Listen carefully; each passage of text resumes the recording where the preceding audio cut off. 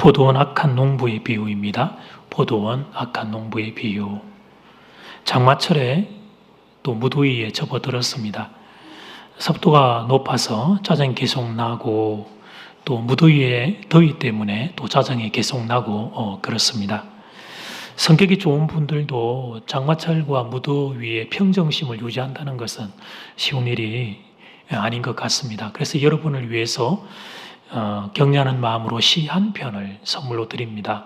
시의 제목은 화, 분노라고 하는 시입니다. 욕을 차마 입 밖으로 꺼내 던지지 못하고 분을 못 이겨 씩씩거리며 오는데 들국화 한 무더기가 발을 붙잡는다. 조금만 천천히 가면 안 되겠냐고. 고난을 참는 것보다 노여움을 참는 게 더 힘든 거라고 은행잎들이 놀란 얼굴로 내려오며 앞을 막는다. 욕망을 다스리는 일보다 화를 다스리는 게 더 힘든 거라고 저녁 종소리까지 어떻게 알고 달려오고 낯달이 근심 어린 낯빛으로 가까이 온다. 우리도 네 편이라고 지는 게 아니라고. 사람들은 인생의 절반을 사랑하며 살고 나머지 절반은 미워하며 삽니다. 절반은 감사하고 살고 절반은 불평하며 삽니다. 그런데 사실 절반만 되어도 대단한 수준입니다. 제가 여러분을 배려해서 평가절상해서 절반이라고 하는 단어를 썼습니다만 실제 우리의 현실은 그에 못 미치기 때문이죠. 여러분, 우리가 인생의 3분의 1이라도 감사하며 살 수 있으면 얼마나 좋을까요? 우리가 인생의 3분의 1이라도 사랑하면서 살 수 있으면 얼마나 좋을까요? 이 간단한 이치, 사람이 행복하게 살 수 있는 이 분명한 이치를 알면서도 살아내지 못하는 우리는 그래서 참 슬픈 존재들입니다. 많이 배우면 가능성이 있는 줄 알았습니다.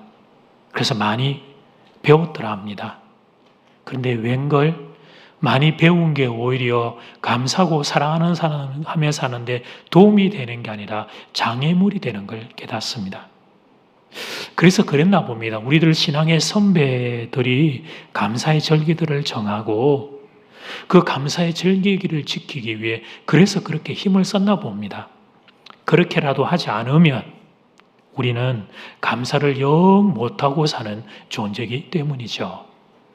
자, 오늘 첫 번째는 포도원 악한 농부의 비유입니다.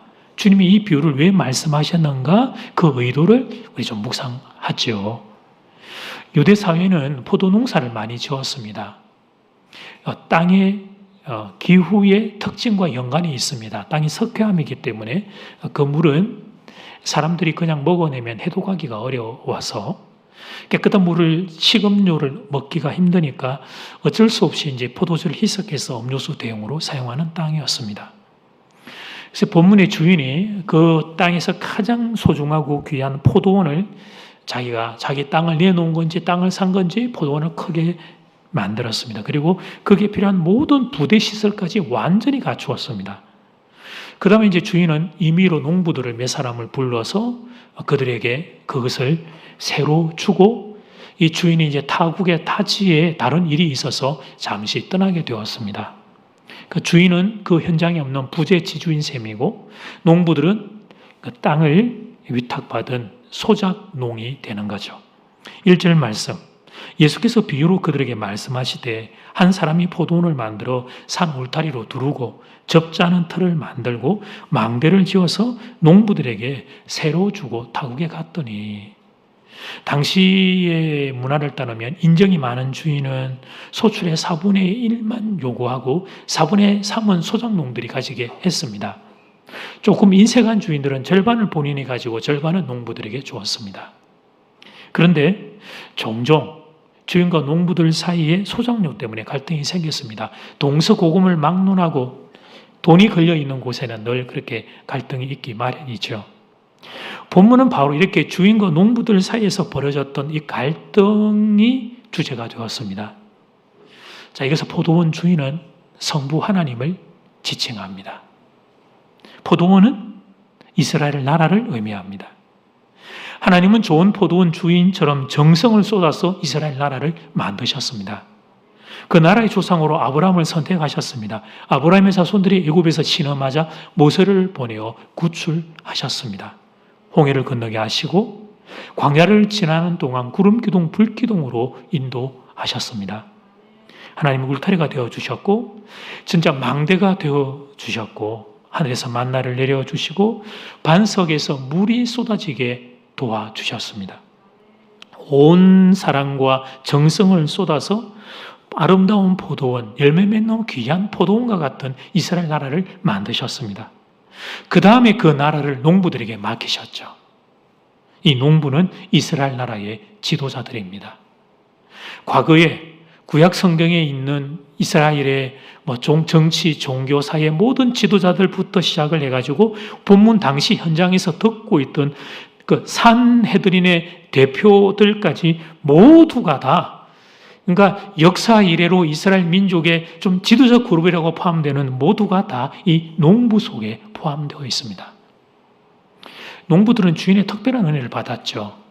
주인이 땅도 다 내어주고 모든 시설까지 완벽한 풀세트를 갖춘 포도원을 내어주었기 때문이에요. 여러분, 땅 한 평 갖지 못한 소작인들에게는 농사 지을 수 있는 곳이 있다는 그 자체가 은혜입니다. 그래서 이 소작인 농부들은 처음에는 감사하는 마음이 많이 컸을 거예요. 얼마나 감사한지. 아침에 나가 일할 수 있다는 게, 그리고 일해서 수확에 적게는 반을, 많이는 4분의 3을 내가 먹을 수 있다는 게 얼마나 감사한지. 그런데 시간이 지나가면서 보니까 주인이 보이지를 않아요. 포도원은 보이는데 주인이 보이지를 않아요. 그래서 주인에게 받은 선물, 축복인 포도원은 늘 그들의 눈에 보이지만 그것을 주신 주인이 보이지 않자 이 사람들이 착각하기 시작해요. 주인이 없는 게 아닌가 착각하기 시작하죠. 시간이 지나가면서 점차 주인에 대한 감사의 마음도 사라집니다. 감사하는 마음 사라진 것이 비극의 시작이었습니다. 4분의 3을 주는 이 관대한 주인에게 이 소작농들이 감사하는 마음이 사라졌습니다. 소작농으로 바쳐야 될 4분의 1이 아까운 거예요. 사실 그게 다 전부 다 주인 건데도 요 소작농 요거까지 내가 다 먹어버리면 좋겠다는 욕심이 발동합니다. 그래서 소작료를 받으러 온 종을 힘껏 때려서 쫓아버리죠. 2절 3절 말씀, 때가 이르매 농부들에게 포도원 소출 얼마를 받으려고. 여기 얼마라고 하는 단어 자체가 뉘앙스가 많은 양보다는 작은 양을 우리에게 보여주죠. 한 종을 보내니 그들이 종을 잡아 심히 때리고 거저 보내었거늘. 이런 악행이 갈수록 심해졌습니다. 다음에 찾아온 종에는 그 머리에 상처를 내고 능욕을 했습니다. 그 다음에 찾아온 종은 죽여버렸습니다. 3살 버릇이 8까지 간다는 말처럼 처음에 못된 행위가 반복되었습니다. 갈수록 태산이라는 말처럼 농부들의 악한 행위가 갈수록 심해졌습니다. 그에 비하면 주인은 참 인자하고 좋은 분이셨습니다. 계속 그럼에도 참고 종들을 보냅니다. 그런데 농부들은, 이 소작농들은 주인의 종이 올 때마다 때리고 죽이고 없애버려요. 주인이 보낸 이 종은 하나님께서 구약시대에 보내었던 선지자들을 말합니다. 하나님은 타락해서 불순종하는 이스라엘 백성을 살리기 위해, 깨닫기 위해 죽음에서 생명의 길로 나오려고 많은 선자들을 파송하셨어요.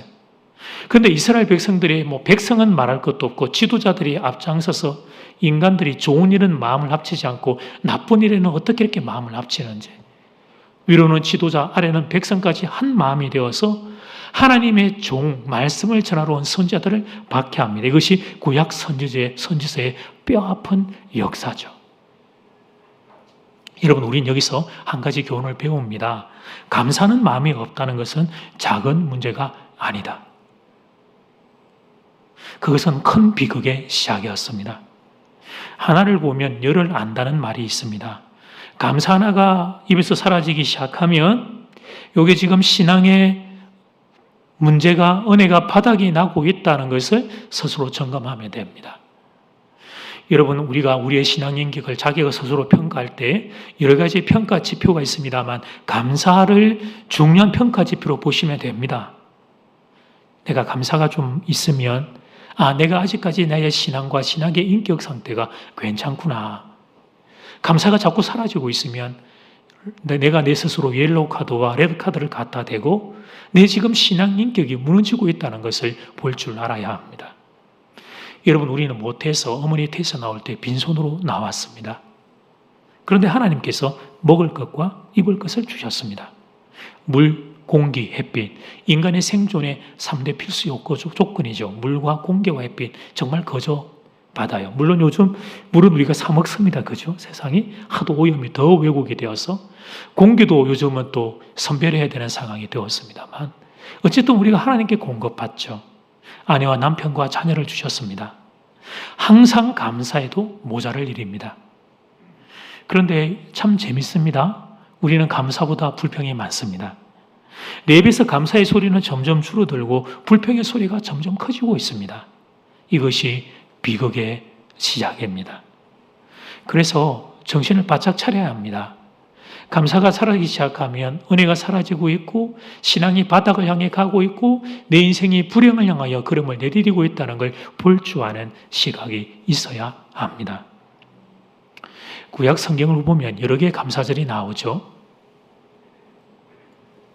유월절, 초실절, 칠칠절, 또 초막절, 장막절 시간을 따라 감사의 절기가 쭉 이어집니다. 여러 가지 다 하면 기절하실 것 같고 오늘 맥주 감사절과 연결되는 초실절 하나만 잠깐 생각해 볼까요?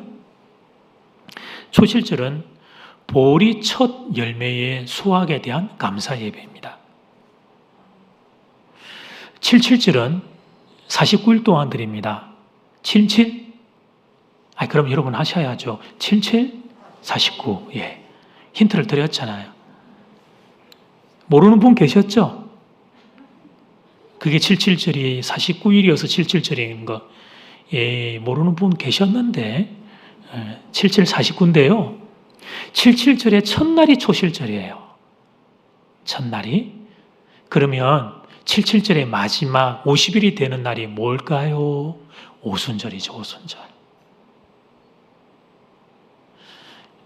이렇게 이제 막 눈이 열리는 게 보입니다. 네.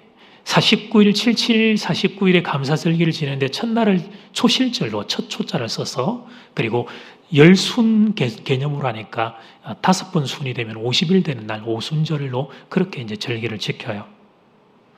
그런데 그 77절 수확에 대해서 하나님 앞에 감사하는 그 첫 번째 초실절 그날 이제 보리 추수에 대해서 이제 이스라엘 백성들이 감사를 드렸던 것은 땅의 지형상 겨울이 끝나고 봄이 오면서 가장 먼저 보리의 수확이 일어납니다. 그리고 그에 이어서 이제 한 달여 어간을 두고 미리 따라서 수확이 일어나죠. 물론 주식은 미리입니다만 먼저 일어나는 게 보리의 추수기이기 때문에 그걸 감사를 해요.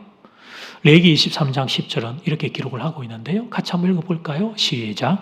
너희의 곡물을 거둘 때에 너희의 곡물의 첫 이삭 한 단을 제사장에게로 가져갈 것이요. 아멘. 요 보리의 첫 이삭을 가지고 초실절에 감사제사, 감사예배를 드렸습니다. 이스라엘 전역에서 보리를 추수하는 시기가 지역마다 똑같을까요? 다를까요? 너무 행복해요. 저만 아는 질문할 때 주여. 여러분 단에서부터 베르세바 그렇게 이야기를 하잖아요. 지역마다 보리 추수 시기는 다릅니다. 우리도 그렇습니다. 단풍 물드는 시기가 다르고 여러분 우리가 쌀 수확하고 보리 수확하는 시기가 지역의 날씨에 따라 다를 수밖에 없죠. 그런데 임의로 한 지역을 정해요. 그 해에 농사를 지을 때 보리의 농사가 가장 잘 되었다라고 하는 것을 조사를 한 다음에 본격적인 수확이 있기 전에 대제사장이 그 보리밭을 갑니다. 하나님 앞에 감사하고 축복 기도를 하고 그 보리단에 예쁜 끈을 미리 묶어 놓습니다. 그래서 거기에 보리의 열매가 딱 맺히면 그걸 가져다가 성전에서 초실절에 예배를 드리는 겁니다. 이게 맥주 감사절의 유래예요. 그리고 나서 이어지는 49일 동안 그러면 어떻게 하느냐? 77절 동안 계속해서 예루살렘 성전에서는 감사 제사를 드려요. 연유는 이러합니다. 보리에 수확하는 시기가 다 다르니까. 그래서 각자 이스라엘 백성들은 자기의 밭에서 수확한 보리단을 들고 그 49일 동안 이스라엘 백성들이 각자 임의로 예루살렘 성전에 올라가서 감사 예배를 드린 겁니다. 그러니 여러분 한번 보세요.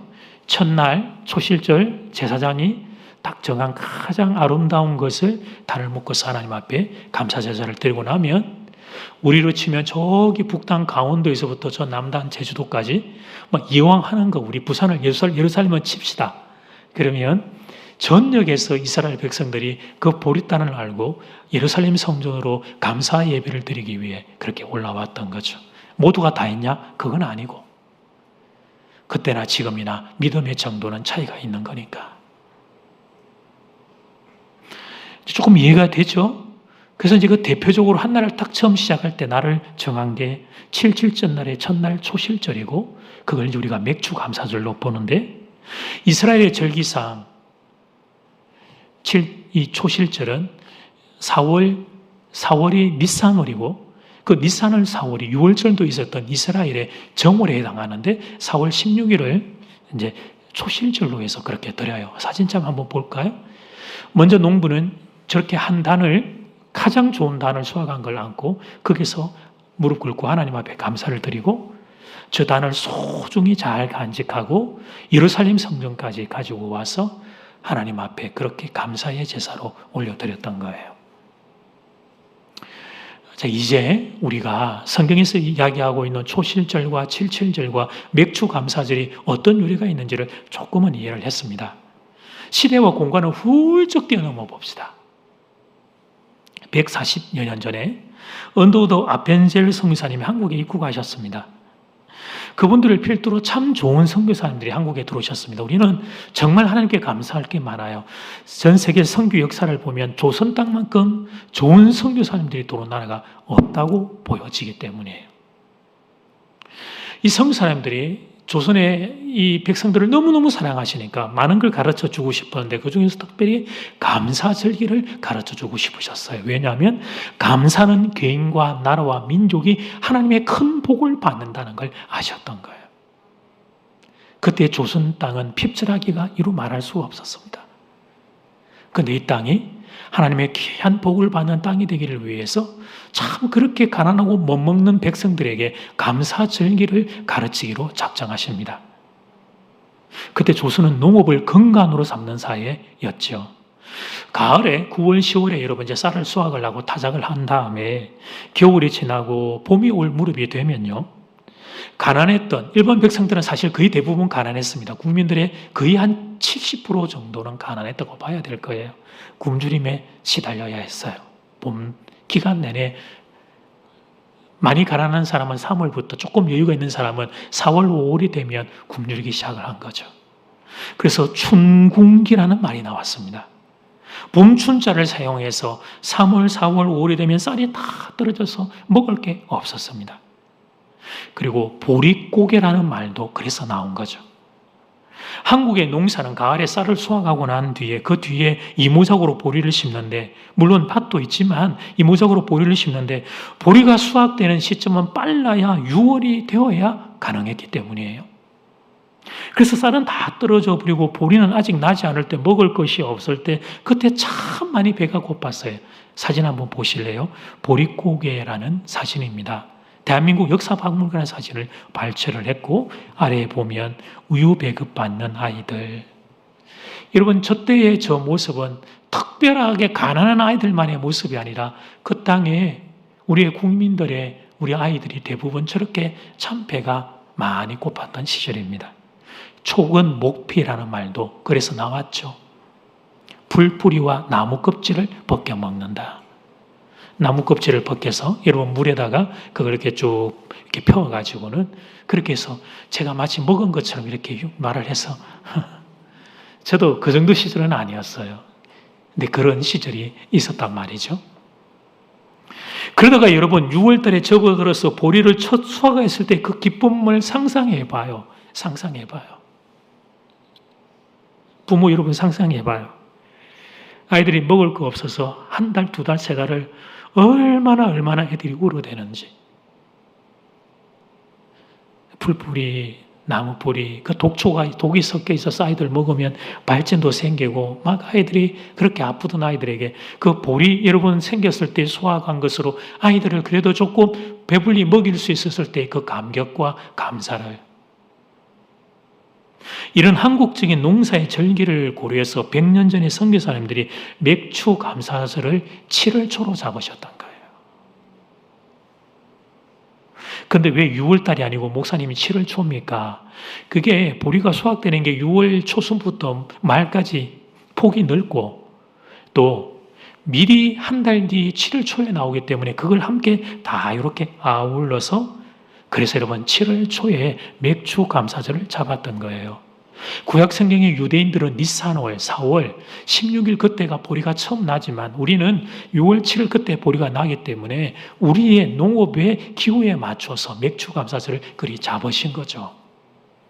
근데 여러분 그때는요 이렇게 자세하게 설명을 하지 않아도 됐어요. 제가 여러분 이거 설명하려고 책을 얼마나 찾아보고 연구를 하고 여러분 심지어 농사 짓는 어른에게까지 여쭤봤습니다. 보리와 미리 기간이 수확이 얼마나 차이가 나는지. 저는 농사를 안 지어봐서 이렇게 설명을 해야 하지만 주로 농사를 짓고 살았던 당시 조선 땅에서 맥주 감사절의 의미는 일반 국민들 대부분이 이해할 수 있는 절기였습니다. 먹을 게 없어 봄철 내내 굶주리다가 처음 수확한 보리를 손에 쥐었을 때 그 감격, 그 감사가 그때 조선의 백성들에게는 생생한 현실이었다는 거죠. 하나님이 우리를 잊지 않으셨다. 버리지 않으셨다.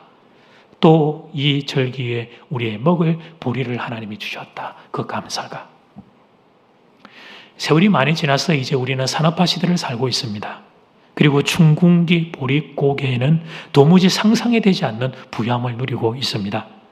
편의점 가면 되지 거기 가면 컵라면도 있고 삼각김밥도 있고 좋은 게 얼마나 많은데. 그래서 맥주 감사절이 피부에 와닿지 않아요. 많은 성도들이 죄송합니다. 맥주 감사절을 귀찮게 여깁니다. 심지어는 목회자들 중에도 부담을 느끼는 분들이 있습니다. 성도님들에게 헌금에 대한 부담만 주는 것이 아닌가 하는 그런 우려 때문에 맥주 감사절 안 해도 되는 거 아니냐 이렇게 말하는 분들도 계셔요. 그러나 맥주 감사절의 정신을 지금 잠깐 배우면서 우리의 생각을 바로 잡아야 함을 깨닫게 됩니다. 지금은 비록 우리가 농사를 짓지는 않지만 보리 추수를 애타게 기다리지는 않지만 하나님이 우리에게 주신 은혜, 그 은혜에 대한 감사만은 잊을 수 없기 때문입니다. 지난 상반기 6개월을 지켜주신 하나님께 감사합시다. 그리고 남은 하반기 6개월도 은혜를 달라고 간절히 구합시다. 은혜 받은 것도 당연함이 아니요, 은혜를 받을 수 있는 일도 당연한 것이 아니기에, 말 그대로 은혜는 하나님의 선물이기에 이 맥주 감사절이 하나님의 은혜에 대한 감사가 살아나는 시간 되기를 간절히 소원합니다. 부모님들에게 부탁드립니다. 우리는 앞선 선배들 통해 감사절기를 배웠습니다. 자녀들에게 부모님들이 꼭 물려줘야 될 신앙의 유산 중에 하나를 꼽으라면 저는 감사절기를 반드시 부탁드릴 것입니다. 감사하는 개인과 감사하는 나라와 민족은 하나님의 복을 받게 될 것입니다. 자, 두 번째, 감사를 회복해야 합니다. 본문의 포도원 농부들이 악한 행동을 한 것은 이유가 간단하죠. 주인의 은혜를 잊어버렸기 때문이에요. 사람이 감사를 잊어버리면 이렇게 악해질 수 있습니다. 개구리 올챙이 시절 모른다 그런 속담이 있습니다만 정말 그렇습니다. 참 많은 사람들이 은혜를 잊어버리며 삽니다. 은혜가 사라지면 그 다음에 나타나는 현상은 감사가 자동으로 같이 사라져요. 은혜가 바닥나면 감사가 바닥나요. 그러면 그 다음에 대체 나타나는 게 이제 원망과 불평이 대체제로 나타나서 우리 인생을 점거해 버리죠. 자녀가 부모에게, 우리 젊은이들이 많으니까 우리 자녀들 사랑하는 마음으로 좀 권면을 하는 것은 부모에게 해서 안 되는 말 중에 하나가 바로 이런 건데요. 도대체 아빠 엄마는 나를 위해서 해준 게 뭐가 있어요? 이러려면 왜 나를 낳았어요? 책임도 못 질 거면서 아빠 엄마는 그렇게 가난하면서 왜 나를 낳았어요? 이런 말은 하면 안 됩니다. 자녀 입장에서는 속상한 형편이 있을 수 있겠죠. 그래도 여러분 이런 말은 하면 안 됩니다. 내가 기억하지 못할 뿐이지 아빠 엄마는 나를 키우기 위해 당신의 전부를 다 나를 위해 다 끌어모았기 때문이에요. 물론 그렇지 못한 연약한 부모님이 안 계신 건 아닙니다. 몸이 약하든 마음의 병이 들어서 온전한 부모의 자리를 지키지 못하는 분들도 물론 계시기는 해요. 그러나 그렇게 안타까운 경우를 소수의 몇 분을 제외하고 우리들 대부분은 부모님의 헌신과 눈물과 사랑 때문에 우리가 이렇게 사람이 됐단 말이죠. 예배도 잠깐 생각해 볼까요? 예배의 목적은 다양합니다. 예배 회복 이렇게 말할 수도 있고 하나님의 임재 또 하나님을 영화롭게 하는 것 여러 가지가 표현되는데 지금 이 모든 것들이 예배의 의미와 목적 속에 들어갑니다만 예배와 관련해서 우리가 놓치고 있는 소중한 거 하나를 여러분에게 말씀드리고 싶어요. 그것은 하나님 그분, 예수님 그분, 하나님의 은혜에 대한 기억을 회복하는 것입니다. 예배로 감이 안 오면 조금 다른 단어로 바꾸어서 설교라는 단어로 바꾸어서 여러분에게 도움을 드리겠습니다. 설교의 목적은 뭘까? 먼저 가르침이라는 주장이 있습니다. 설교의 목적은 가르치라는 것이라는 주장인데요. 근데 이 주장은 일정 부분은 맞는 말은 있지만 딱 맞는 말은 아니에요. 저의 경우를 보니까 저는 다른 사람을 가르치고 싶은 마음이 사실 그리 많지 않습니다. 저 자신의 인생도 저는 자신이 없기 때문에 다른 사람의 인생을 가르쳐서 어떻게 변화시키고 싶다? 그런 열망, 여러분 저는 그렇게 사실 많지 않아요. 그런데 설교자로서 목회자로서는 가르쳐야 되는 사명이 있기 때문에 그런 사명들을 감당하고 있습니다만 그래서 이것만으로 설교를 완전하게 저는 이렇게 흡족하게 제 마음으로 이해가 안 됐어요. 오랜 시간 기도하고 고민하는 끝에 제가 설교를 통해서 성도님들과 만나는 건 이 일 때문이구나 하는 걸 깨달은 것. 그건 다름 아닌 제가 하는 일은 뭐냐면 여러분들을 다 이렇게 안고 예수님 앞으로 가는 거예요. 하나님 앞으로 가는 것입니다.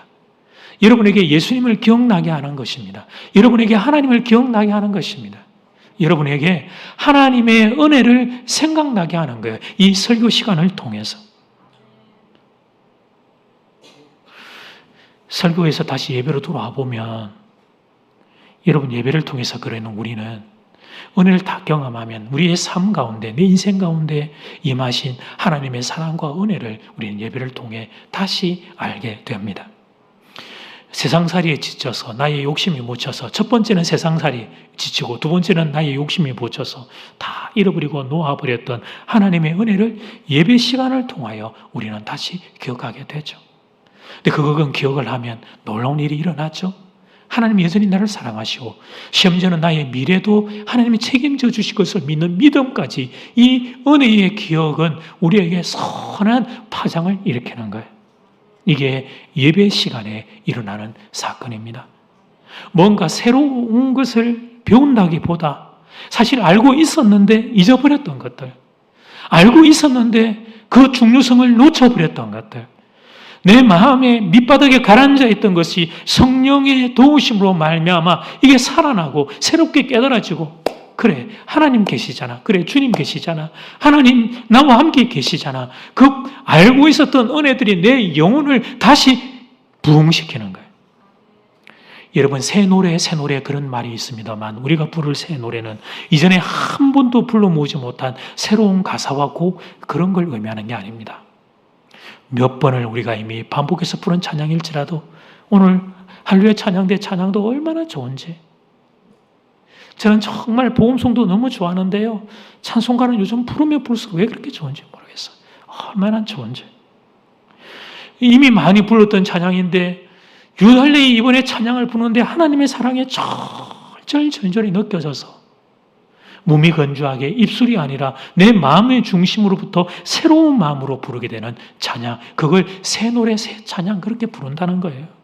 이미 내게 임했던 은혜입니다. 그런데 그 은혜를 다 잊어버려서 그냥 좌절하고 실망하고 원망하고 불평하고 내가 버려진 인생인 것처럼 생각하고 살다가 성령의 도우심으로 그 은혜가 다시 회복될 때 한 성도의 입에서 터져나오는 노래와 찬양, 그게 이제 새 노래와 새 찬양인 거죠. 여러분, 하나님과 나를 보게 됩니다. 가장 크신 분 하나님, 반면에 가장 작은 자나, 그런데 가장 작은 자이 내게 베풀어 주신 가장 크신 분의 가장 큰 사랑을, 그 은혜를 예배를 통해 깨닫게 되는 거예요. 나는 누가 뭐라고 그래서가 그런 게 아니라 나는 하나님께는 은혜 받을 자격이 없는데, 그런데 이런 내게 하나님이 하나밖에 없는 아들 예수님을 기꺼이 내어주시다니, 이게 진짜 정말이란 말인가? 이게 정말 믿어지지 않는 사실이 내게 믿어지게 될 때, 그때의 성도는 하나님 감사합니다. 하나님 감사합니다. 다른 고백 말고 다른 여러 가지 고백들이 있지만 은혜를 제대로 받은 성도에게서 터져나오는 동일한 고백 한마디, 바로 하나님 감사합니다. 이제 이 고백이 예배의 시간을 통해 터져 나오는 것입니다. 노진준 목사님의 책에서 이런 글을 보았습니다. 그 어느 목사님께서 설교를 마치고 뒤에서 이제 교인들과 인사를 하는데 한 교인이 나오면서 목사님께 이렇게 말을 했다고 해요. 목사님, 오늘 설교에서 은혜 받았습니다. 감사합니다. 그 말에 이 목사님도 저하고 똑같은 목사님인가 봐요. 이런 이야기를 들었던 적이 거의 없었던 목사님인 거예요. 그래서 저도 그렇고 이분도 그렇고만 너무 좋아가지고 집사님 그렇게 말씀해 주다니 감사합니다. 막 텐션이 막 올라갔어요. 그리고 더해서, 그런데 겸손해야 되니까, 그런데 모든 영광은 하나님께 올려드립니다. 이렇게 말씀을 하셨어요. 그 말을 듣고 교인이 자막을 보세요. 이렇게 말했다고 해요. 하나님께 감사할 만큼 그렇게 좋지는 않았습니다.